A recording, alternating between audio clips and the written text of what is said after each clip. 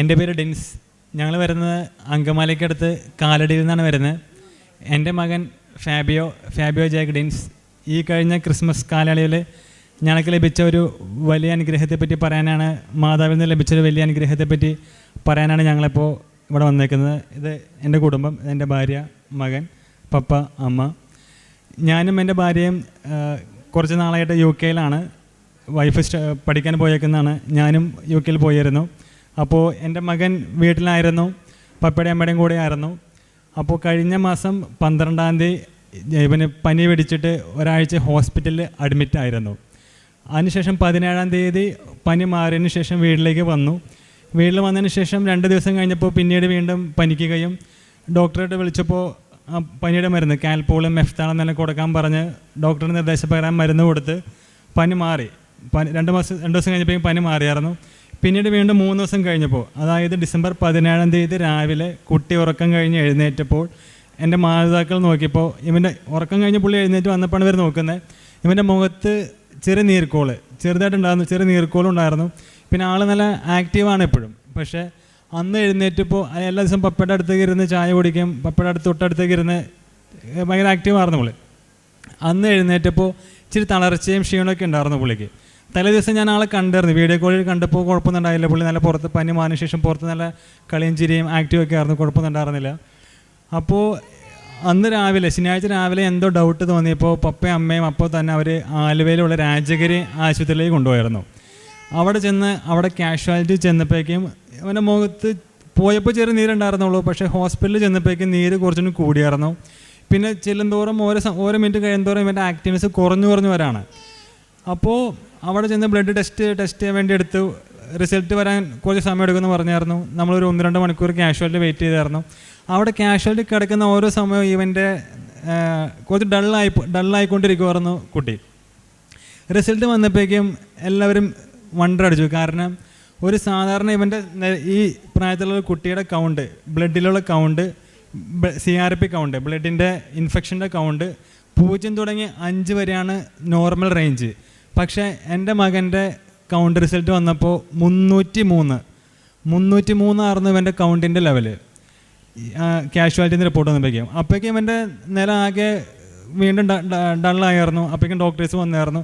ഈ കൗണ്ട് മാത്രമല്ല, ബാക്കിയുള്ള എല്ലാ കൗണ്ടും കുറവ്, എൻ്റെ കൗണ്ട് കൂടുതലാവേണ്ട കൗണ്ട് കുറവായിരുന്നു. വെച്ചാൽ ഞാൻ കുട്ടിക്ക് അപ്പോൾ ജസ്റ്റ് ഇങ്ങനെ കിടക്കുന്ന ഒരു ലെവൽ ഞാൻ ജസ്റ്റ് കണ്ടായിരുന്നു. അപ്പോൾ ഞാൻ വിളിച്ചപ്പോൾ എൻ്റെ പാരൻസ് വിളിച്ചായിരുന്നു. ഞാൻ വിളിച്ചപ്പോൾ കണ്ടപ്പോൾ ഇങ്ങനെ റെസ്പോണ്ടൊന്നും ഇല്ലാത്ത രീതിയിലായിരുന്നു. അപ്പോൾ ഇതിനെ ഡോക്ടേഴ്സ് ICUലേക്ക് ഷിഫ്റ്റ് ചെയ്തായിരുന്നു. രാജീരി തന്നെ ഡോക്ടേഴ്സ് ഒന്ന് ഷിഫ്റ്റ് ചെയ്തായിരുന്നു. അപ്പോൾ പനിയൊന്നും ഉണ്ടായില്ല. ഇവിടുന്ന് പോയപ്പോഴോ കാഷ്വാലിറ്റി ചെന്നപ്പോഴോ ഒന്നും പനി ഉണ്ടായിരുന്നില്ല. അവിടെ ചെന്ന് കുറച്ച് നേരം കഴിഞ്ഞപ്പോഴേക്കും ഇവൻ്റെ BP കുറയാൻ തുടങ്ങി. 40 ആയി ഇവൻ്റെ BP. ഡോക്ടേഴ്സ് മരുന്ന് കൊടുത്തിട്ടും BP കയറുന്നില്ലായിരുന്നു. അപ്പോൾ ഇവൻ്റെ ഹാർട്ട് റേറ്റ്, അപ്പോൾ ഇവൻ്റെ ഡോക്ടേഴ്സ് ഈ ഒരു ഡിസീസ് വരാൻ കാരണം എന്താണെന്ന് വെച്ച് കഴിഞ്ഞാൽ, ഇവർ ഡിസീസിൻ്റെ ലക്ഷണങ്ങൾ വെച്ച് നോക്കിയപ്പോൾ ഇതിൻ്റെ ഒരു മെഡിക്കൽ ടേംസ് അനുസരിച്ച് സെപ്സിസ് അല്ലെങ്കിൽ സെപ്റ്റിക് ഷോക്ക് എന്നാണ് പറഞ്ഞിരുന്നത്. അതായത് സെപ്സിസ് എന്ന് വെച്ച് കഴിഞ്ഞാൽ മൾട്ടി ഓർഗൻസ് ഡിസ്ഫങ്ഷൻ. ഇവൻ്റെ ഓർഗൻസ് എല്ലാം ഫങ്ഷൻ ചെയ്യാത്തൊരു അവസ്ഥയാവും. പിന്നെ സെപ്റ്റിക് ഷോക്ക് എന്ന് പറഞ്ഞു കഴിഞ്ഞാൽ അതുപോലെ ഇത്ര ഹൈ ടെമ്പറേച്ചറും ലോ BP 40 ആയിരുന്നു. അപ്പോൾ ഒരു കുട്ടിയുടെ നോർമൽ BP 90 ആണെന്നാണ് ഡോക്ടേഴ്സ് നമ്മളോട് പറഞ്ഞിരുന്നത്. അപ്പോൾ ആ ഒരു കണ്ടീഷൻ, പക്ഷേ ഇത് എന്തുകൊണ്ടാണ് എന്നുള്ളത് റെക്ടിഫൈ ചെയ്യാൻ ഡോക്ടേഴ്സിന് ടെസ്റ്റിലൊന്നും ഒരു വൈറസോ ഒന്നും കണ്ടുപിടിക്കാൻ പറ്റില്ലായിരുന്നു. അപ്പോൾ എങ്ങനെ ട്രീറ്റ് ചെയ്യണമെന്ന് പോലും അവർ വണ്ടടിച്ച് അവർക്ക് ഡൗട്ടായിരുന്നു. കാരണം എന്ത് കൊടുത്താണ് ഇവൻ്റെ കൗണ്ട് കുറയ്ക്കാൻ, കാരണം വെച്ച് കഴിഞ്ഞാൽ അപ്പോഴേക്കും ബ്ലഡ് ഫുൾ ഇൻഫെക്റ്റഡായി ഓർഗൻസ് എല്ലാം ഫങ്ഷൻ പോവും. ആ ഒരു ലെവലൊക്കെ ആയിരുന്നു. അപ്പോൾ ഡോക്ടേഴ്സിന് പോലും അറിയില്ല എന്താ ചെയ്യണമെന്നുള്ളത്. അങ്ങനെ വന്നപ്പോൾ അപ്പോൾ ഞാനും വൈഫും ഇവിടെ സ്ഥലത്തില്ലായിരുന്നു. പപ്പയും അമ്മയും മാത്രമാണ് ഉണ്ടായത്. പിന്നെ വൈഫിൻ്റെ ഫാദറും മമ്മിയും വന്നായിരുന്നു. അപ്പോഴേക്കും പിന്നെ കസിൻസ് എല്ലാം ഹോസ്പിറ്റലിലേക്ക് എത്തിയായിരുന്നു എല്ലാവർക്കും. അപ്പോൾ ഡോക്ടേഴ്സ് പറഞ്ഞു നമുക്ക് ഇതെന്താന്ന് നമുക്കിനി ഒരു നെക്സ്റ്റ് സ്റ്റേജ്, ഡോക്ടേഴ്സ് പറഞ്ഞു ഗോയിങ് ടു ഡെത്ത് സ്റ്റേജ് എന്നാണ് പറഞ്ഞായിരുന്നത് ഡോക്ടേഴ്സ് ഇവർ പറഞ്ഞത്. അപ്പോൾ എൻ്റെ ചേച്ചി UK-യിലുണ്ട്. ഡോക്ടർ ചേച്ചിയായിട്ട് സംസാരിച്ചായിരുന്നു, പീഡിയാട്രീഷ്യൻ അവിടെ ആ ഹോസ്പിറ്റലിൽ വർക്ക് ചെയ്യുന്നതാണ്. അപ്പോൾ സംസാരിച്ചപ്പോൾ ഇവൻ്റെ ഒരു നില ഭയങ്കര ക്രിട്ടിക്കൽ സ്റ്റേജ് തന്നെയായിരുന്നു. 90% ആൾ ഗോയിങ് ടു ഡെത്ത് സ്റ്റേജ്, ആ ഒരു സ്റ്റേജിലായിരുന്നു ഇന്നിപ്പോൾ കാണുന്ന ഞങ്ങളുടെ കുട്ടി അന്ന്. അപ്പോൾ തന്നെ വെന്റിലേറ്ററിൽ മാറ്റിയായിരുന്നു. വെന്റിലേറ്ററിൽ മാറ്റിയപ്പോഴും മരുന്ന് കൊടുത്തിട്ട് ഇവൻ്റെ BP കൂടുന്നില്ല. അവിടെ ചെന്നപ്പോഴേക്കും ഇവന് പനിയും വന്നായിരുന്നു. 104 ഡിഗ്രി പനിയായി വെന്റിലേറ്റർ കിടക്കുമ്പോൾ. പിന്നെ ഇവൻ്റെ ഹാർട്ട് റേറ്റ് അപ്പോൾ നോക്കുമ്പോൾ 193 ഹാർട്ട് റേറ്റ്. ഒരു 70 to 110, 110 വരെയാണ് ഒരു കുട്ടിയുടെ ഹാർട്ട് റേറ്റ് വരുന്നത്. അപ്പോൾ അത്രയും ഹാർട്ട് റേറ്റ് വന്നപ്പോൾ ഡോക്ടേഴ്സ് പറഞ്ഞു ഓർഗൻസിൻ്റെ ഫങ്ഷൻസ് ഇല്ലാണ്ടാകുമ്പോഴാണ് ഹാർട്ടിന് ഇത്ര റേറ്റ് വരുന്നത്. അപ്പോൾ കുട്ടിയുടെ കിഡ്നി മറ്റുള്ള ഓർഗൻസൊക്കെ ഫെയിലർ ആവാൻ ചാൻസ് ഉണ്ട്. നമുക്ക് ഒന്നും പറ്റില്ല. ഡോക്ടർമാർ പറഞ്ഞു നമുക്ക് ഇനി മെഡിക്കൽ ഇതിനനുസരിച്ച് നമുക്ക് മരുന്ന് എന്താ കൊടുക്കേണ്ടതെന്ന് പോലെ അറിയില്ല. അപ്പോൾ ഡോക്ടർ പറഞ്ഞതെന്ന് വെച്ച് കഴിഞ്ഞാൽ ഒന്നെങ്കിൽ മിസ്ക്, അതായത് കോവിഡ്, പിന്നെ കഴിഞ്ഞ ഓഗസ്റ്റിൽ കോവിഡ് വന്നായിരുന്നു. അപ്പോൾ കോവിഡ് വന്നതിന് ശേഷം മിസ്ക് എന്ന് പറഞ്ഞ ഒരു രോഗമായിരിക്കാം വരാൻ ചാൻസ് ഉണ്ട്, അതായിരിക്കുമെന്ന് ഡോക്ടർ പറഞ്ഞു. അതുപോലെ തന്നെ ജാപ്പനീസ് ഡോക്ടർ ജാപ്പനിൽ കണ്ടുപിടുത്തൊരു രോഗമായിരുന്നു കാവസക്കി. ഈ ഒരു 2 രോഗമായിരിക്കാം, but not sure. Doctor Bipin ജോസിൻ്റെ ടീമിൽ ആ ഡോക്ടറിൻ്റെ നേതൃത്വത്തിലായിരുന്നു ഡോക്ടർ. അപ്പോൾ നമ്മളെല്ലാം കറക്റ്റായിട്ട് പറഞ്ഞായിരുന്നു. പക്ഷെ എന്നിരുന്നാൽ പോലും ഡോക്ടർ നമുക്കൊരു മരുന്ന് കൊടുത്ത് നോക്കാം എന്നുള്ളൊരു ചാൻസിനാണ് ഡോക്ടർ പറഞ്ഞത്. അത് എങ്ങനെ ഇവൻ്റെ ബോഡിയിൽ റിഫ്ലക്റ്റ് ചെയ്യുമെന്നോ ചെയ്യാതിരിക്കാം, അതിന് ചാൻസസ് ഉണ്ട്.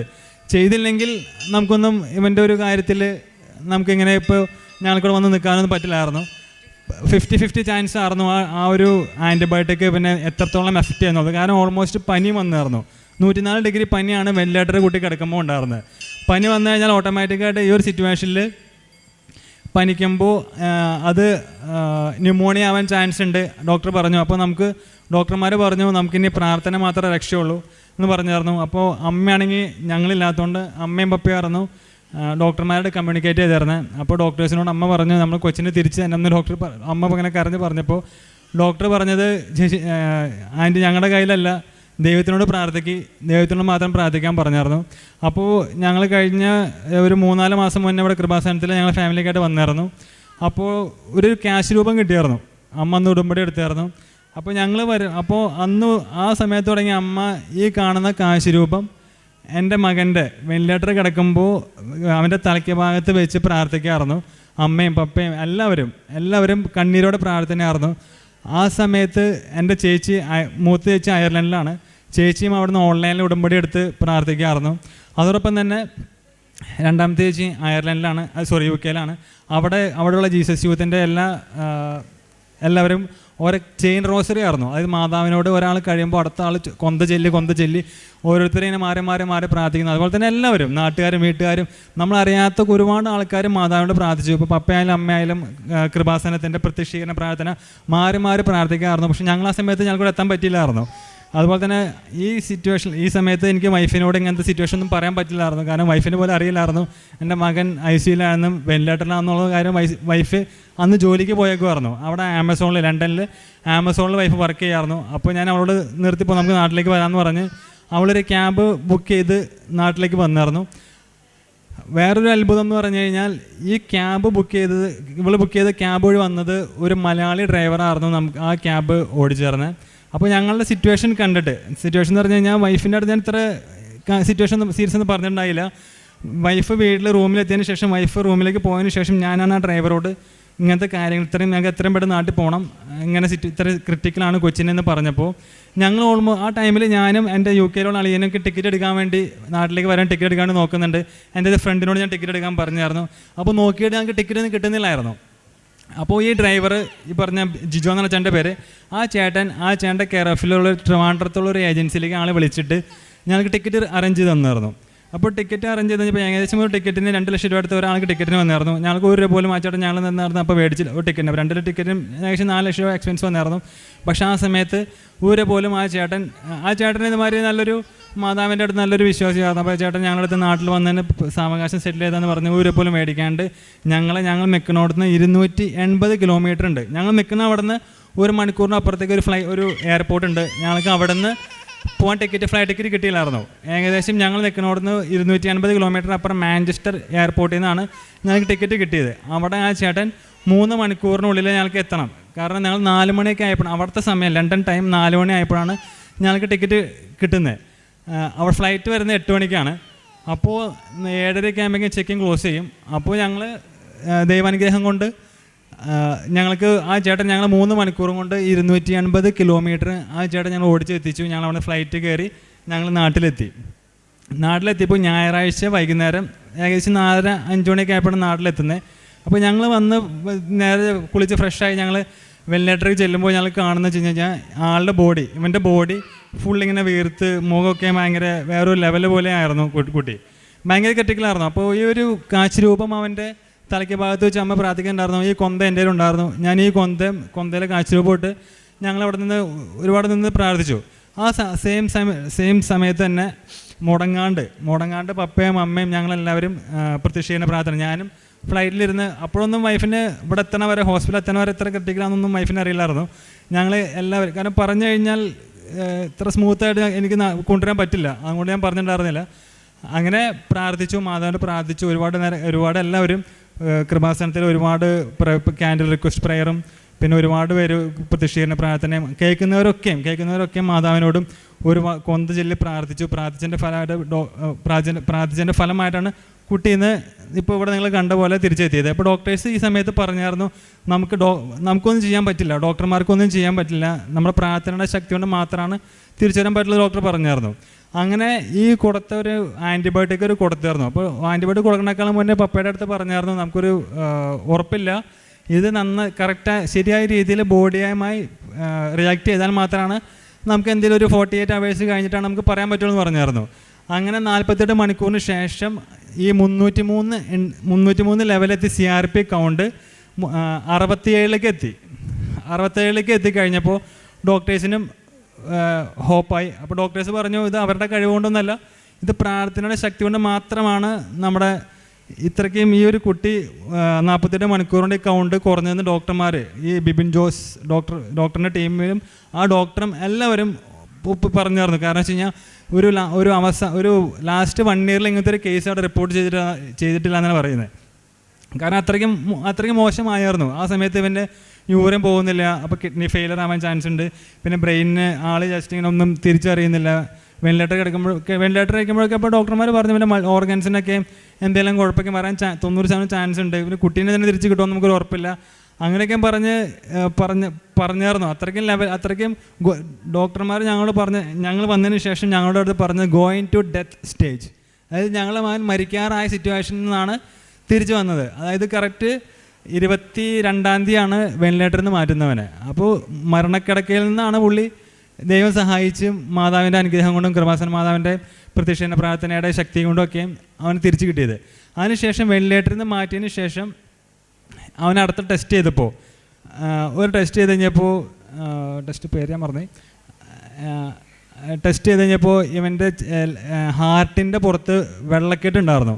അപ്പോൾ ഡോക്ടേഴ്സിന് പിന്നെ വീണ്ടും ഡൗട്ട് വന്നിരുന്നു, ഇത് വീണ്ടും ഇൻഫെക്ഷൻ ആവാൻ ചാൻസ് ഉണ്ട്, വീണ്ടും ന്യൂമോണിയ ആവാൻ ചാൻസ് ഉണ്ട്, ചിലപ്പോൾ അത് നമുക്കെടുത്ത് കൾച്ചർ ചെയ്താൽ മാത്രമാണ് നമുക്കത് അറിയാൻ പറ്റുള്ളൂ. അപ്പോൾ ഞങ്ങൾ വീണ്ടും വെന്റിലേറ്ററിന് മാറ്റി കഴിഞ്ഞപ്പോൾ ഞങ്ങൾക്ക് ചില പ്രതീക്ഷ ആയിരുന്നു. പക്ഷേ എന്നിരുന്നപ്പോൾ ഡോക്ടർ പറഞ്ഞു വെന്റിലേറ്ററിൽ നിന്ന് മാറ്റിയാലും നമുക്ക് ഇനിയും ഇവൻ്റെ ഒന്നും പറയാറായിട്ടില്ല, കാരണം ബോഡിയിൽ ഇപ്പോഴും ചെസ്റ്റിൽ ഇൻഫെക്ഷൻ ഉണ്ട്, അതെന്താണെന്ന് പോലും അറിയില്ല.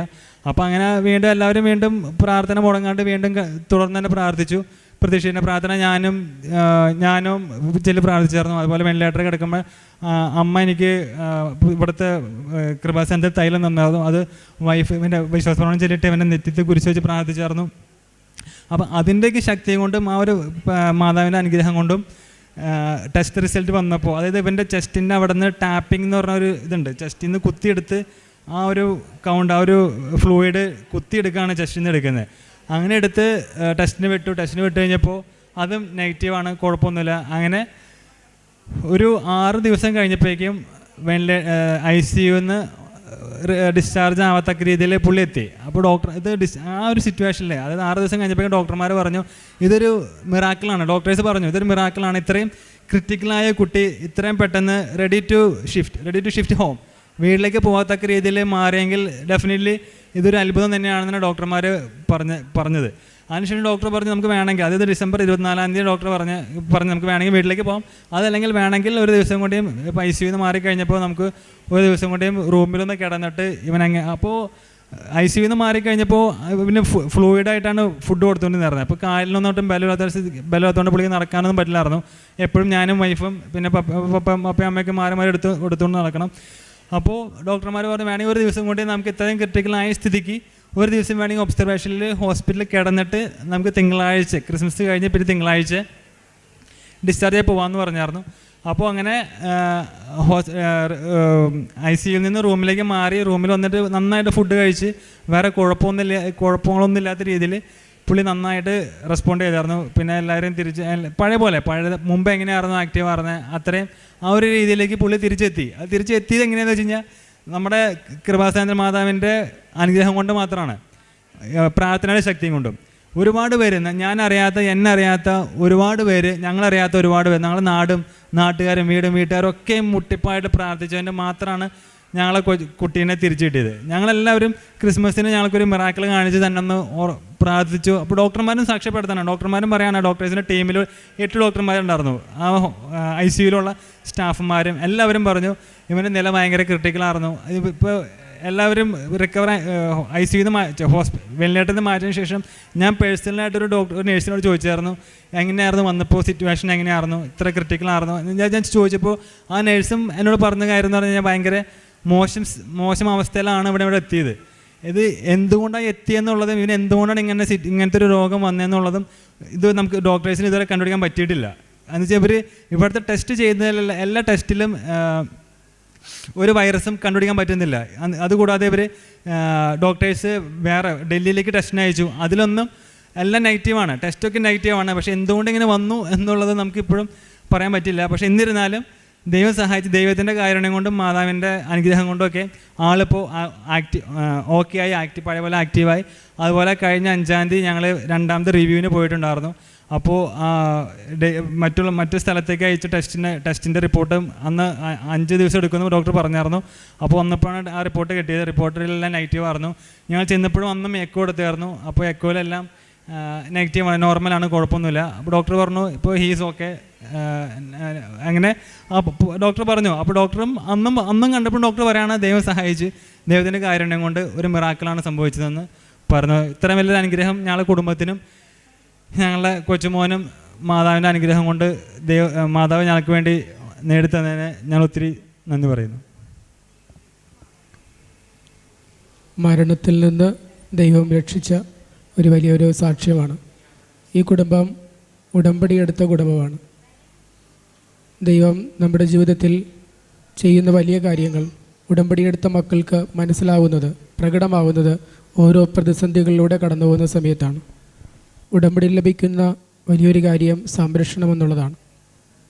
കുഞ്ഞ് 90% മരണത്തോളം എത്തി എന്ന് പറയുമ്പോൾ ഈ കുടുംബം ചെയ്യുന്നത് ഉടമ്പടിക്ക് ആശീർവാദം വെച്ച് പ്രാർത്ഥിച്ചു. യാക്കോബ് ദൈവത്തോട് ഉടമ്പടി അനുസ്മരിച്ചുകൊണ്ട് കല്ല് നാട്ടിയതുപോലെ ഉടമ്പടി ചെയ്യുന്ന മക്കൾക്ക് അതനുസ്മരിപ്പിച്ചുകൊണ്ട് ഉടമ്പടി നേർച്ച വസ്തുക്കളുണ്ട്. ഈ ഒരു പ്രതിസന്ധിയുടെ മരണത്തിൻ്റെ സമയത്ത് ഈ ആശീർവാദം വെച്ചുകൊണ്ടാണ്, ഉടമ്പടി അനുസ്മരിച്ചുകൊണ്ടാണ് ഈ കുടുംബം പ്രാർത്ഥിക്കുന്നത്. ഡോക്ടേഴ്സ് എല്ലാം മരണത്തോളം എത്തി, എന്ത് ചെയ്യണമെന്നറിയില്ല ഒത്തിരി അവസ്ഥയിൽ നിൽക്കുന്നു. അസുഖം അറിയുമ്പോഴാണ് അതിന് മരുന്ന് നൽകുന്നത്. ഇവിടെ എന്ത് അസുഖമാണ് എന്നറിയില്ല.